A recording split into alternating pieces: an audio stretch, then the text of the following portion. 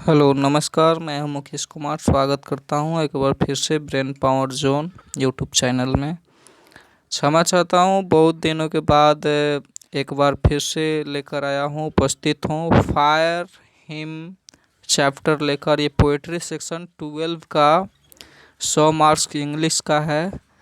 इसमें हम लोग जानेंगे इसका समरी, इसका एक्सप्लेनेशन भी तैयार हो चुका है, आप डिस्क्रिप्शन में चेक कर सकते हैं।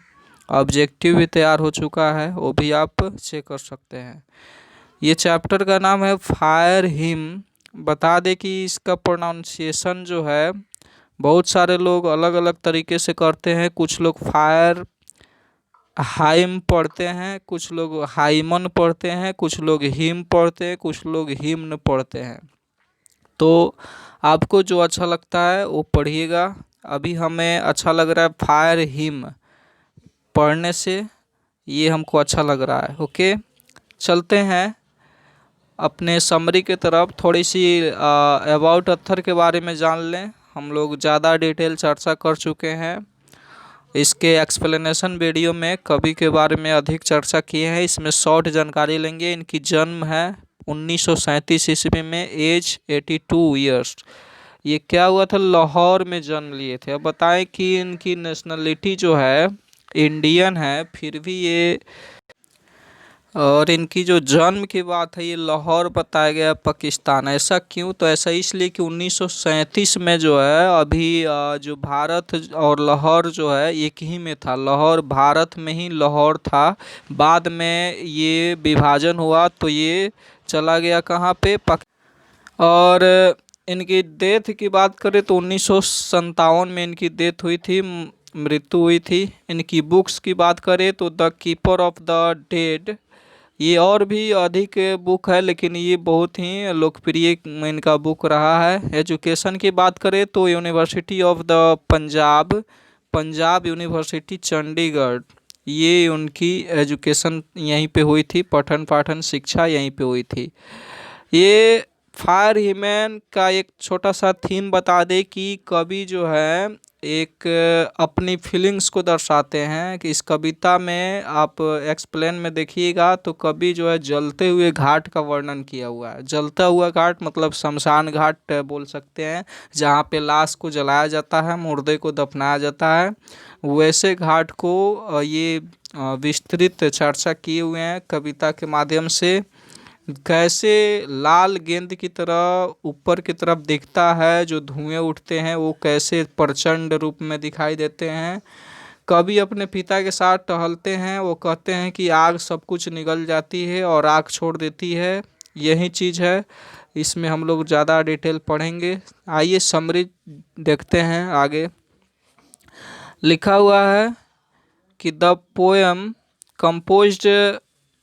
Poem has composed very great poet Keki N Daruwalla, ये नाम है इनका कवि का, केकी एन दारूवाला। इन्होंने इस कविता का रचना किया हुआ है। He was an IPS officer, ये एक आईपीएस अधिकारी थे। He was the poet of high order, ये उच्च कवि के उच्च क्वालिटी के, उच्च मतलब कि विचार के कवि कहे जाते हैं। ओके, ये उच्च कोटि समझ सकते हो, ऑर्डर मीन्स कोटि, तो उच्च कोटि के कवि कहे जाते हैं। ही गॉट द साहित्य अवार्ड इन 1984, उन्हें साहित्य अवार्ड से नवाजा गया था, साहित्य अकेडमी पुरस्कार से नवाजा गया था 1984 ईस्वी में। In this poem the poet has described a burning ghat, एक घाट का वर्णन किया गया। इस कविता में एक जलते हुए घाट का वर्णन किया गया है।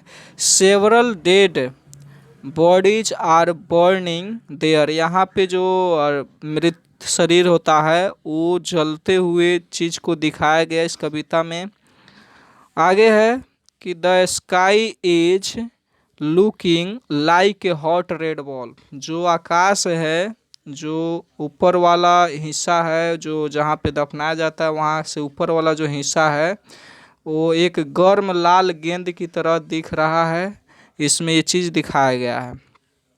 It is full of smoke, और धुएं से भरा है ये चीज, स्मोक धुआं, उससे पूरा पूरा भरा हुआ है ऊपर। The poet strolling there with his father, और जो कवि हैं, यहाँ पे पोस्ट नहीं, यहाँ पे पोएट होना चाहिए। पोएट का मीनिंग ऐसे होता है, तो ये चीज़ होना चाहिए पोएट। तो poet strolling there with his father, कवि अपने पिताजी के साथ वहाँ पे टहलते हुए जाते हैं जहाँ पे वो घाट जलता हुआ दिखाई देता है। With his father he said that, वो कहते हैं कि the fire swallows everything and leaves ashes, कहते हैं कि आग सब कुछ निगल जाती है। बात ये है कि हमने एक्सप्लेनेशन में इसकी बहुत ज़्यादा डिटेल चर्चा किया हुआ है, आप वहाँ से देख सकते हो। अभी यहाँ पे समरी का मतलब होता है संक्षेप में, तो आपको अगर ज़्यादा समझ में ना आए तो चिंता ना कीजिएगा, एक्सप्लेनेशन देखने के बाद ये मेरी गारंटी है कि आपको ज़रूर समझ में आने वाला है।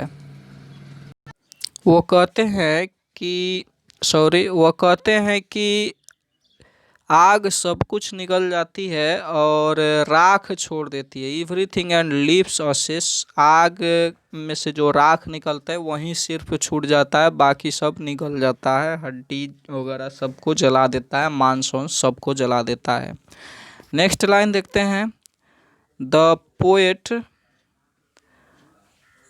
Poet show his half burned finger, कवि हाफ मतलब आधा जला हुआ उंगली को दिखाता है, कभी अपनी आधी जली हुई उंगली को दिखाता है। अपनी का मतलब यहाँ पे उसकी फीलिंग समझ सकते हैं, वहाँ पे इशारा है उसी लाश की तरफ, वहीं उनके हाफ फिंगर को दिखाता है जला हुआ, फीलिंग करता है। उसे तो देखने की हिम्मत नहीं है किसी की, लेकिन वो फीलिंग अपनी भावना को प्रस्तुत करते हैं इस समरी में।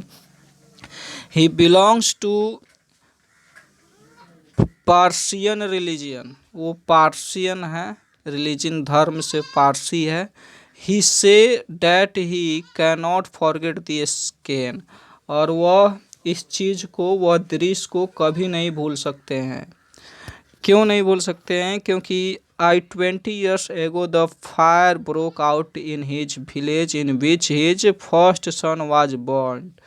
उन्होंने ये चीज़ इसलिए कहा कि वो आग को इसलिए नहीं भूल सकता क्योंकि 20 वो आग को नहीं भूल सकते हैं क्योंकि 20 साल पहले उनके गांव में आग लगी थी जिसमें उनका पहला बेटा जल गया था। कितनी दुख की खबर है कि 20 years ago the fire broke out in his village in which his first son was burn. जब 20 साल पहले की बात है, जब आग लगी थी गांव में, तो उनके लड़का जो छोटा था वो जल गया था।